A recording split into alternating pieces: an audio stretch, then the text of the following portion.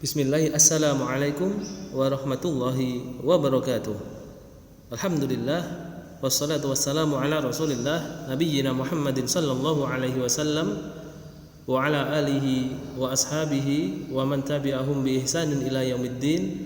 Asyhadu an la ilaha illallah wahdahu la syarikalah wa asyhadu anna Muhammadan abduhu wa rasuluh la nabiyya wa la rasula ba'da. Baik para siswa kelas 9A yang semoga selalu dirahmati oleh Allah Subhanahu wa taala. Alhamdulillah, pada hari ini kita masih diberikan kesempatan oleh Allah Subhanahu wa taala untuk kembali berjumpa, ya, pembelajaran masih via online untuk mata pelajaran tafsir. Silahkan bukunya dibuka ya. Insyaallah kita hari ini akan bahas tentang atau sampai di pelajaran yang ke-14 tentang tafsir surat Al-Kahfi ayat 99 sampai 106. Ya, sekali lagi silahkan buku paketnya dibuka di pelajaran yang ke-14 tafsir surat Al-Kahfi ayat 99 sampai 106. Tentunya kita harus meminta petunjuk dan taufik dari Allah Subhanahu wa taala. Semoga kita diberikan pemahaman yang benar dan diberikan kemudahan dalam menerima ilmu sehingga menjadi ilmu yang bermanfaat untuk dunia dan akhirat kita. Amin ya rabbal alamin. Baik, mari kita mulai. Ya, ini nanti ayat yang ke-99 sampai 106 ya. Pendahuluan dari pelajaran ini adalah dalam ayat-ayat yang sebelumnya Allah Subhanahu wa taala menyebut kisah pembangunan benteng, ya, di ayat sebelum ini atau setelah ayat 83 sampai ayat ini 90-an. Itu nanti dijelaskan tentang pembangunan benteng yang dilakukan oleh Dzulqarnain. Hal tersebut dilakukan untuk mencegah keluarnya Ya'juj dan Ma'juj. Siapa itu? Nah, ini dua kelompok ya, yang dari makhluk Allah Subhanahu wa taala yang jumlahnya Masya Allah sangat banyak. Ya, jumlahnya sangat banyak dan sangat besar. Bahkan sampai-sampai ketika kelompok ini menjumpai sungai yang sangat besar pada zaman tersebut, kelompok ini semuanya kehausan meminum air yang ada di sungai itu. Sungainya itu sampai sungainya kering, nggak ada habis, ya, nggak ada airnya atau airnya habis. Karena apa? Saking banyaknya jumlah dari Ya'juj dan Ma'juj ini. Ini adalah dua nama kelompok. Selanjutnya, dan ini maka mereka sudah ada sejak zaman dulu sudah ada.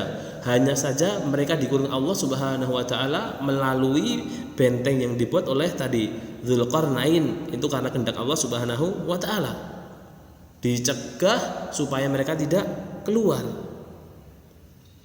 Disebutkan bahwa benteng tersebut akan tetap berdiri sampai waktu mendekati hari kiamat, di mana benteng tersebut akan hancur dengan perintah Allah Subhanahu wa taala.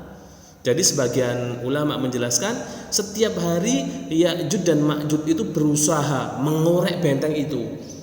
Ketika usaha mereka menemui titik terang, benteng itu sudah mulai ada lubang, ya mungkin sebesar tangan. Mereka berbahagia. Baik, sekarang kita istirahat, kita lanjutkan besok, kata mereka.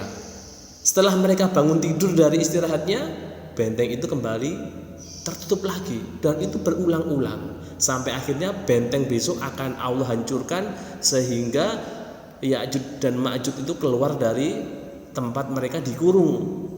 Dan itu salah satu dari tanda-tanda besar dekatnya datangnya hari kiamat. Allah Subhanahu wa taala berfirman, qala hadza rahmatun mir rabbi fa idza jaa wa'du rabbi ja'alahu dakka wa kana wa'du rabbi haqqan. Dzulqarnain berkata, ini dinding adalah rahmat dari Rabbku, Allah Subhanahu wa taala. Maka apabila sudah datang janji Rabbku, sudah datang janji Allah, dia akan menjadikannya hancur luluh. Dan janji Allah Subhanahu wa taala itu adalah haqqo, benar, pasti akan terjadi. Itu untuk ayat yang ke-98. Yang akan kita bahas adalah ayat 99. Itu tadi sebagai pendahuluan. Seperti biasa ayatnya ini ya, nanti kita baca sekalian ketika menafsirkannya. Selanjutnya kosakata ada dua ya, as-sur yaitu tanduk yang ditiup Israfil untuk kebangkitan. Ini maksudnya sangkakala atau trompet ya. Kemudian fahabitat, batal. Ini berhubungan dengan amal ibadah seseorang yang tidak beriman kepada Allah Subhanahu wa taala. Baik, kita akan masuk tafsir surat Al-Kahfi ayat 99. Wa tarakna ba'duhum yauma idzin, dan kami biarkan mereka bercampur aduk. Ini Ya'juj dan Ma'juj tadi, ketika hari hancurnya benteng dan keluar darinya Ya'juj dan Ma'juj, saking banyaknya mereka berkumpul bercampur aduk. Yamuju fi ba'd, manusia bercampur dengan sebagian yang lainnya. Wa nufiqa fis-sur, setelah itu ditiup sangkakala sebagai tanda datangnya hari kiamat. Nah, ini jadi munculnya Ya'juj dan Ma'juj itu salah satu tanda dekatnya hari kiamat. Fajama'nahum jam'a, kami kumpulkan mereka semua di situ, tanah yang lapang, yaitu mahsyar. Untuk apa? Untuk dihisab dan diberikan balasan. Ya. Faidah dari ayat ini adalah penetapan adanya sur, sangkakala atau trompet dan peniupannya. Bahwasanya peristiwa peniupan sangkakala itu benar-benar akan terjadi, dan setelah ditiupkannya sangkakala itu akan terjadi hari kiamat, akan terjadi kebangkitan seluruh manusia yang nanti akan dihisab oleh Allah dan diberikan balasan. Selanjutnya di tafsir surat ayat ke-100 dan 101, wa'aradna jahannama yauma idzil kafirin 'arda wa'aradna jahannama, dan kami munculkan dan tampakkan neraka jahanam. Allah datangkan neraka jahanam dan ditampakkan. Untuk apa? Yauma idzin, yaitu pada hari kiamat besok. Untuk apa? Lil kafirin 'arda, agar mereka orang-orang kafir melihat azab sebelum mereka masuk ke dalamnya. Jadi Allah sudah menakut-nakuti mereka dengan neraka sebelum mereka dimasukkan. Ini lebih ngeri ya. Ketika orang tiba-tiba dilukai, dia nggak tahu kalau dia mau dilukai. Itu mungkin sakitnya pas itu. Tapi ketika orang itu tahu mau dilukai dan dia tahu dia itu mau dilukai, maka dia ketakutan. Setelah ketakutan, dia masih merasakan rasa sakit ketika dilukai. Lah ini seperti itu orang-orang kafir. Sebelum dimasukkan, Allah tampakkan dulu nerakanya. Biar apa? Mereka sedih dan mereka menyesal atas apa yang telah mereka kerjakan selama hidup di dunia. Kemudian ayat 101-nya, alladzina kanat a'yunuhum, yaitu orang-orang, siapa yang ditampakkan neraka sebelum dimasukkan tadi, yaitu orang-orang yang ketika di dunia itu matanya tertutup. Berarti buta. Bukan, dia tidak buta. Ya, tidak buta. Fi ghita'in an dzikri, mereka tidak buta, tapi mereka itu berpura-pura lalai dan pura-pura buta dari menerima petunjuk dan mengikuti kebenaran. Mereka datang ayat, nggak mau mengimani, nggak mau mengamalkan. Mereka datang hadis Rasulullah, mereka nggak mau pakai. Mereka lebih mengutamakan nafsunya. Maka mereka termasuk orang yang tadi akan diperlihatkan neraka agar mereka ketakutan, kemudian mereka dimasukkan ke dalam neraka. Wa kanu la yastati'una sam'a, mereka tidak mampu memahami perintah dan larangan Allah Subhanahu wa taala karena mereka tidak ada keinginan. Mereka tidak ada keinginan untuk menerima dari yang benar tadi. Faidah dari dua ayat ini yang pertama adalah penjelasan tentang azab yang disiapkan oleh Allah Subhanahu wa taala untuk orang-orang yang tidak beriman. Orang yang tidak beriman pasti besok akan diazab oleh Allah Subhanahu wa taala. Maka hendaknya hari ini kita masih hidup, ayo menjadi orang yang beriman kepada Allah Subhanahu wa taala. Kemudian penjelasan tentang sebab kesesatan orang-orang yang tidak beriman, yaitu berpaling dari mengingat Allah dan berpaling dari ayat-ayatnya. Tidak mau dinasihati dengan Al-Qur'an, tidak mau diingatkan dengan Al-Hadits. Akhirnya mereka tersesat. Karena dua hal ini apabila orang itu memegangnya tidak akan tersesat, sebagaimana disampaikan Rasulullah sallallahu alaihi wasallam dalam suatu hadis, ya taraktu fikum amrayni lang tadilla ma tamassaktum bihima, kitaballah wa sunnatar rasulih. Ya, tidak akan tersesat seandainya orang itu memegang teguh dengan dua perkara itu, yaitu apa? Al-Qur'an dan As-Sunnah dari Rasulullah sallallahu alaihi wasallam. Kemudian kita masuk ke tafsir surat Al-Kahfi ayat 102 ya. Afa hasibal ladina kafaru ayyattakhidhu ibadi min duni awliya, Apakah mereka mengira bahwa perbuatan yang mereka lakukan akan membawa kebaikan dan manfaat untuk penolong bagi mereka? Inna a'tadna jahannama lil kafirin. Sesungguhnya kami telah menyediakan neraka jahanam bagi mereka orang-orang yang kafir. Nuzula, dan itu sebagai tempat tinggal mereka. Nah, jadi orang yang tidak mau mengambil Al-Quran dan Al-Hadis, seberapapun orang yang dekat dengannya, maka salah satu pun tidak akan bisa menjadi penolongnya ketika di akhirat kelak.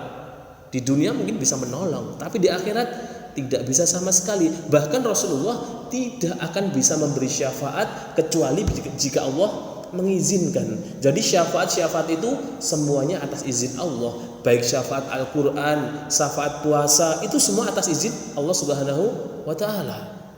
Kalau Allah tidak mengizinkan, maka syafaat itu tidak akan pernah dia dapat.